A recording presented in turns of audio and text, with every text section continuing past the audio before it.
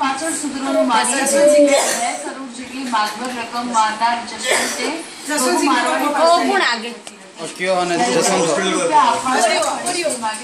ગણાતા ભગુ મારવાડીએ જશવંતને ગોળી મારીને તેનું કાછર કાઢી નાખ્યું હતું. હાલ પોલીસે આ સમગ્ર મામલે ગુનો નોંધી વધુ તપાસ હાથ ધરી છે. સમગ્ર મામલે વધુ વાત કરીશું અમારા સંવાદદાતા જમીન દલાલ પર ફાયરિંગ કરવામાં આવ્યું હતું. તે આરોપી છે તે હવે પોલીસ સ્ટેશનમાં હાજર થઈ ગયો છે. કઈ વિગતો સામે આવી છે? तो कोमल गईकाले रात्रे 9:30 वाग्याની આસપાસ કામરેજ 4 રસ્તા પાસે આવેલ હોટલમાં બની ઘટના બાદ અને બાદમાં 2 કલાક પછી પોલીસ સમક્ષ હાજર થઈ ગયો હતો. તેની જે સર્વિસ લાયસન્સ વાળી ઓર્ડર છે તે હાજર થઈ ગયો હતો.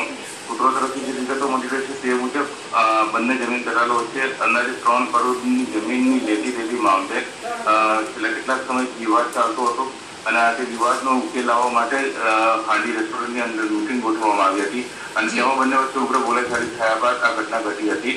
જોકે પોલીસ દ્વારા હજુ ભગુ મારવાડીની પ્રાથમિક પૂછપરછ કરવામાં આવી રહી છે અને અન્ય કયા કારણો જવાબદાર છે તેની તપાસ કરવામાં આવી રહી છે. જી યુનુસ, એવી પણ વાત સામે આવી રહી છે કે ભગુ જે આરોપી છે તેને ખાસી મોટી 3 કરોડની આસપાસની રકમ ચૂકવવાની થતી હતી, પરંતુ આ રકમ ન ચૂકવવી પડે એ માટે તેણે આ પગલું ભર્યું છે. કોમલ, જે કામરેજમાં અને જમીન દલાલોમાં જે વાત ચર્ચાઈ રહી છે તે મુજબ ભગુ મારવાડી માથાભારીની ઉપમા ધરાવે છે અને તેને 3 કરોડ જસવંત રાજપુરોહિતને આપવાના રહેતા હતા. લાંબા સમયથી ભગુ મારવાડી દ્વારા રકમ ચૂકવવામાં નહીં આવતું હોવાને કારણે જસવંત રાજપુરોહિત દ્વારા વારંવાર માગણી કરવામાં આવતી હતી અને તેને કારણે જ આ સમગ્ર ઘટના સર્જાઈ હોવાનું કહેવામાં આવી રહ્યું છે.